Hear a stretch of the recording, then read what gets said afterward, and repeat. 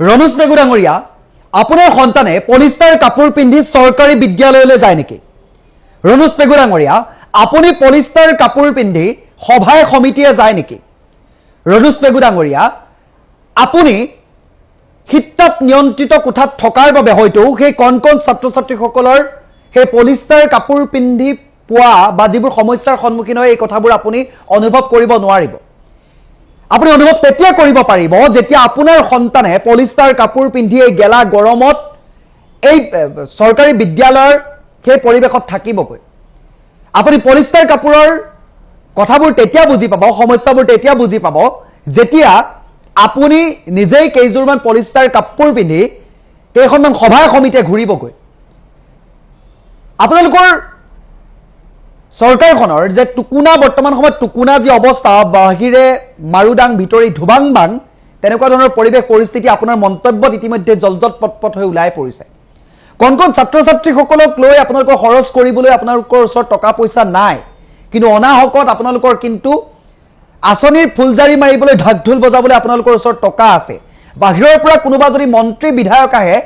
আপোনালোকে প্ৰচাৰৰ নামত লাখ লাখ কোটি কোটি টকা খৰচ কৰিবলৈ আপোনালোকৰ ওচৰত টকা আছে।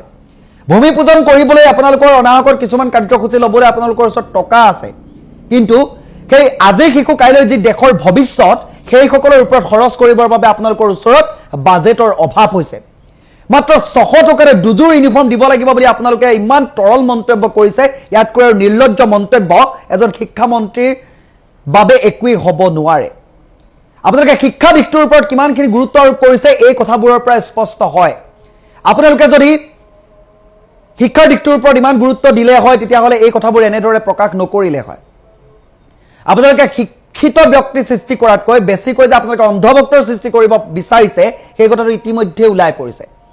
যাতে চকু থাকিও অন্ধৰ দৰে আপোনালোকৰ কথাবোৰত যুক্তিযুক্ততাৰ বিচাৰ বিবেচনা নকৰাকৈ কেৱল মাত্ৰ হাত হাঁ মিলাই চলি যাব লাগে। শিক্ষাই প্ৰশ্নৰ সৃষ্টি কৰে, শিক্ষিত ব্যক্তিয়ে প্ৰশ্ন সুধিবলৈ সাহস কৰে। গতিকে সেই শিক্ষিত ব্যক্তিসকলক আপোনালোকে সৃষ্টি কৰাৰ পৰিৱৰ্তে কেনেকৈ কলিতে মৰহ হ'ব পাৰি তেনেকুৱা ধৰণৰ কামবোৰত আপোনালোকে বেছি গুৰুত্ব আৰোপ কৰা দেখিবলৈ পোৱা যায়। আজিৰ শিশু কাইলৈ দেশৰ ভৱিষ্যত কেৱল মাত্ৰ কথাৰ ফুলজাৰি মাৰি মাৰি আপোনালোকে কেৱল মাত্ৰ উন্নয়নৰ গংগা যি বৈ আছে বুলি কয় এই কথাবোৰ কেৱল মাত্ৰ ভাষণতে সীমাবদ্ধ ৰাখিলে ভাল, আৰু সেয়াই হৈ আছে। কিন্তু প্ৰকৃততে উন্নয়নৰ গংগা কি, ৰাজভঁৰাল যে ৰাজকোষ যে একেবাৰে উদং ফফৌ ফৌ হৈ আছে এই কথাটো আপোনালোকৰ মন্তব্যত ওলাই পৰিছে। শিক্ষাখণ্ড, শিক্ষা, স্বাস্থ্য এই বস্তুবোৰ আমি বিনামূলীয়াকৈ বিচাৰিছিলোঁ। আপোনালোকৰ পৰা এইকেইটা বস্তুৱে আমি স্বচ্ছতাৰে হোৱাটো বিচাৰিছিলোঁ, কিন্তু আপোনালোকে এইকেইটাও স্বচ্ছতাৰে কৰিব নোৱাৰিলে। আপোনালোকৰ কথাতে স্পষ্ট হৈ পৰিল টুকুনাৰ স্বভাৱটোৰ কথা, ফফৌ ফৌ স্বভাৱটোৰ কথা, বাহিৰে মাৰুদাং ভিতৰি যে ধুবাং বাং স্বভাৱটো যে বৰ্তমান সময়ত হৈ আছে এই কথাটো ইতিমধ্যে জলজল পটকটকৈ প্ৰমাণ হৈছে। কণ কণ শিশুসকলে পলিষ্টাৰ কাপোৰ পিন্ধি পোৱা সমস্যাৰ বিষয়ে আপুনি যদিও শিক্ষামন্ত্ৰী হৈ অৱগত নহয় তেতিয়াহ'লে আপোনাক আৰু বিশেষকৈ বুজোৱাৰ কোনো ধৰণৰ প্ৰয়োজনীয়তা বোধ মই বিশেষকৈ নকৰোঁ। নমস্কাৰ, মই পবিত্ৰ। শিক্ষামন্ত্ৰী ৰণোজ পেগু ডাঙৰীয়া আপোনাৰ সন্তানক পলিষ্টাৰ কাপোৰ পিন্ধাই বিদ্যালয়লৈ প্ৰথমতে পঠিয়াওক, তাৰ পাছত আমাৰ সৰ্বসাধাৰণ জনতাৰ সেই কণ কণ শিশুসকলক পলিষ্টাৰ কাপোৰ পিন্ধি আমি বিদ্যালয়লৈ যাবলৈ অনুমতি দিম। মুখ্যমন্ত্ৰী হিমন্ত বিশ্ব শৰ্মা ডাঙৰীয়া আপোনাৰ সন্তানে পলিষ্টাৰ কাপোৰ পিন্ধি বিদ্যালয়লৈ যাব নেকি, বা এনেকুৱা ধৰণৰ কাম কাজবোৰ কৰিবগৈ নেকি? অসম চৰকাৰখনৰ যদি সন্মানটো ৰাখিছে, চৰকাৰ পদবী চৰকাৰখনৰ যদি সন্মান ৰাখিছে, চৰকাৰী হিচাপে কেৱল মাত্ৰ আমাৰ সৰ্বসাধাৰণ ৰাইজে ৰাখিছে, আপোনালোকৰ সন্তানে ৰখা নাই। আপোনালোকৰ সন্তান এই আমাৰ ঘুকুট গাঁৱৰ এই পৰিৱেশ বাতাবৰণত আপোনালোকৰ সন্তানে নপঢ়ে। আপোনালোকৰ শিক্ষামন্ত্ৰী ৰণোজ পেগু ডাঙৰীয়া আপোনাৰ যি নিৰ্লজ্জ স্বীকাৰোক্তি এই স্বীকাৰোক্তিয়ে প্ৰমাণ কৰিছে বৰ্তমান চৰকাৰখন যে টুকুনা অৱস্থাত আছে, অৰ্থাৎ বাহিৰে মাৰুদাং ভিতৰি ধুবাং বাং তেনেকুৱা ধৰণৰ পৰিস্থিতি সৃষ্টি হৈ আছে। কণ কণ শিশুসকলক দুযোৰকৈ কাপোৰ দিবলৈ, কটনৰ কাপোৰ দিবলৈ আপোনালোকৰ ওচৰত বাজেট নাই, কিন্তু অনাহকত নানা ধৰণৰ আঁচনি ঘোষণা কৰি কৰি কেৱল মাত্ৰ হিতাধিকাৰী সৃষ্টি কৰিবলৈ আপোনালোকে দিনে ৰাতিয়ে উঠি পৰি লাগে। আপোনাৰ মন্তব্যটোৰ পৰা স্পষ্ট হৈ পৰিলে শিক্ষা ব্যৱস্থাটোৰ প্ৰতি যে আপোনালোকৰ সদিচ্ছা নাই। এইটো কাৰণে চাগে সদিচ্ছা নাই কাৰণ শিক্ষাই মানুহক জ্ঞানী কৰে, প্ৰশ্নৰ সৃষ্টি কৰে। হয়তো অন্ধভক্তৰ আপোনালোকে সৃষ্টি কৰাত বেছি গুৰুত্ব দিব বিচাৰিছে, কিন্তু আপোনালোকে শিক্ষিত আজি শিশু কাইলৈ দেশৰ ভৱিষ্যত বুলি আপোনালোকে যদি ফুলজাৰি মাৰে এই কথাটো কালি আপোনাৰ মন্তব্যটোতে প্ৰমাণ পালে। দুযোৰকৈ কটনৰ কাপোৰ আপোনালোকে ব্যৱস্থা কৰিব নোৱাৰে, আপোনালোকৰ বাজেট নাই বুলি যি ধৃষ্টতা প্ৰদৰ্শন কৰিলে ইয়াতকৈ নিৰ্লজ্জ স্বীকাৰোক্তি একোৱেই হ'ব নোৱাৰে অসমৰ প্ৰতিজন সৰ্বসাধাৰণ জনতাক ক'ব বিচাৰিছোঁ যে এয়াই নেকি সবকা সাথ সবকা বিকাশ উন্নয়নৰ গংগা বুৱা চৰকাৰখনৰ চৰিত্ৰ ইমান যদি বাজেটে যে ৰৈ বৈ গৈছে বাজেটৰ কোনো ধৰণৰ অভাৱ নাই টকা পইচাৰ যদি কোনো অভাৱ নাই দুজোৰকৈ কটন কাপোৰ দিয়াত অথিৰবিয় নিজৰ কোনো ধৰণৰ আপোনালোকৰ সন্তানেতো চৰকাৰখন অসম চৰকাৰৰ যদি সন্মান ৰাখিছে সৰ্বসাধাৰণ জনতাৰ সন্তানে ৰাখিছে আপোনালোকৰ সন্তানটো ৰখা নাই আপোনালোকৰ সন্তানে কেৱল মাত্ৰ জন্মগ্ৰহণ কৰিছে আৰু লেণ্ডিং কৰিছে তাৰ হেৰি লণ্ডন পেৰিছ ইয়াত আমেৰিকা তাত ঘূৰিছেগৈ আমাৰ সন্তানটো তালৈ গৈ পঢ়িবগৈ নোৱাৰে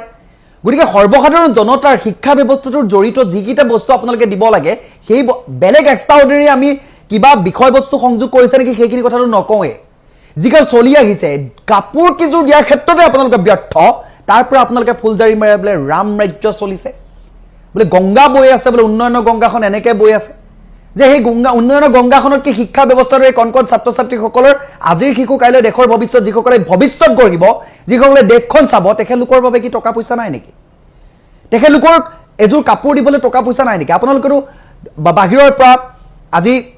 জাপানৰ প্ৰধানমন্ত্ৰী সানেয়াৰ টাকাইছি আহিব বুলি কলতটো গোটেই একেদিনাখনে গোটেই গুৱাহাটী সলাই দিবলৈ চেষ্টা কৰিছে পাৰ্পল চিটি বনোৱাৰ নামত অনাহকত পইচাবোৰ ৰাইজৰ ধনবোৰ খৰাত কৰি আছে আপোনালোকে ৰাজকোষ উদং কৰি আছে ইয়াৰ লগে লগে আপোনালোকে প্ৰধানমন্ত্ৰী নৰেন্দ্ৰ মোদী ডাঙৰ আহিছে বুলি কোৱাৰ লগে লগে ডাঙৰ ডাঙৰ পেণ্ডেলবোৰ বনাই আপোনালোকে ডাঙৰ ডাঙৰ হৰ্ডিং পোষ্টাৰ প্ৰচাৰৰ নামত আপোনালোকে আঁচনিৰ নামত কিমানবোৰ পইচা আপোনালোকে ব্যয় কৰে কিন্তু শিক্ষা ব্যৱস্থাটোৰ নামত আপোনালোকে পইচা ব্যয় কৰাৰ যেতিয়া সময় আহিব আপোনালোকে ক'ব কটনৰ কাপোৰ দুযোৰ দিবলৈ আমাৰ ওচৰত পইচা নাই বাজেট নাই এই কথাবোৰে কি ঘুচায় আপোনালোকে সমাজখনৰ এই শিশুসকলৰ শিক্ষিত জীৱন কিয় বিপদাপন্ন কৰিছে আপোনালোকে শিক্ষিত ব্যক্তিৰ সৃষ্টি কৰিব নিবিচাৰে আপোনালোকে বিচাৰে যে অজ্ঞানী হওক তেতিয়া প্ৰশ্নৰ সৃষ্টি নহ'ব তেতিয়াহে আপোনালোকক প্ৰশ্ন কৰিব নোৱাৰিব অন্ধভক্তৰ সৃষ্টি কৰক যাতে আপোনালোকৰ বস্তুবোৰতে হয় ভয় দি চৰণে পৰিহৰি তেখেতলোকে কথাবোৰ বিচাৰ বিশ্লেষণ কৰিব সেইবোৰ আপোনালোকে কৰিব বিচাৰিছে নেকি ইয়াতকৈ নিৰ্লজ্জ স্বীকাৰোক্তি আপোনালোকৰ মানে একেবাৰে তৰল স্বীকাৰোক্তি আপোনাৰ মুখৰ পৰা ইয়াতকৈ তৰল স্বীকাৰোক্তি আপোনাৰ পৰা বিচৰা নাছিলোঁ যে আপোনাৰ ওচৰত বাজেট নাই দিবলৈ শিক্ষা ব্যৱস্থাটোৰ ওপৰত খৰচ কৰিবলৈ আমাক স্বাস্থ্য শিক্ষাই বিনামূলীয়াকৈ বিচাৰিছোঁ আঁচনি বিনামূলীয়াকৈ দিবলৈ আমি কোৱা নাই আমি গছপুলি ৰুই ৰুই ৰুই বিশ্ব ৰেকৰ্ড কৰিবলৈ আমি বিচৰা নাই আমি ক'ৰবাত কিবা নাচি বাগি বিশ্ব ৰেকৰ্ড কৰিব বিচৰা নাই যদি ভৱিষ্যত প্ৰজন্মক লৈ চিন্তা কৰিবলৈ আপোনাৰ ওচৰত টকা পইচা নাই এইটো কথাটো ওলালে নিবনুৱা সমস্যা আপোনালোকে কেনেকৈ সমাধান কৰিব সেই কথাটো আপোনালোকে ইয়াতে জল পটপটকৈ ওলাইছে কেৱল মাত্ৰ ঋণ আৰু ঋণৰ ওপৰতে আপোনালোকে নিৰ্ভৰ কৰি চৰকাৰখনে কি মানুহক ইমান ফুলজাৰি মাৰি আছেনে গপত গংগাটোপ হৈ সকলো বহি থাকে যে টকাই ইফালে ছটিয়াও নে সিফালে ছটিয়াও তেনেকুৱা পইচা দেখোন আপোনালোকৰ কিন্তু শিশুসকলৰ সেই পলিষ্টাৰ কাপোৰ পিন্ধি বিদ্যালয়লৈ যাবলৈ আপোনালোকে ইমান উৎসাহ প্ৰদান কৰিব বিচাৰিছে আপোনাৰ এই মন্তব্যটোৱে এটা কথা প্ৰমাণ কৰিছে হাজাৰ হাজাৰ আপোনালোকে আঁচনিৰ নামত কোটি কোটি টকা বিলাই দিব হিতাধিকাৰী আপোনালোকে সৃষ্টি কৰিব কিন্তু এই কণ শিশু আজি শিশু কাইলৈ দেশৰ ভৱিষ্যত এই সকলোক লৈ কিন্তু আপোনালোকে চিন্তা চৰ্চা কৰিবলৈ আপোনালোকৰ হাতত অকণমানো সময় নাই আপোনালোকে সেইখিনি সময়ত দূৰদৰ্শী চিন্তা চৰ্চাৰ একো কৰাই নাই একো ব্যৱস্থাই লোৱা নাই কেৱল মাত্ৰ মন্ত্ৰিত্বৰ পদবীটোত আছে গতানুগতিক যিবোৰ কাম চলি আছে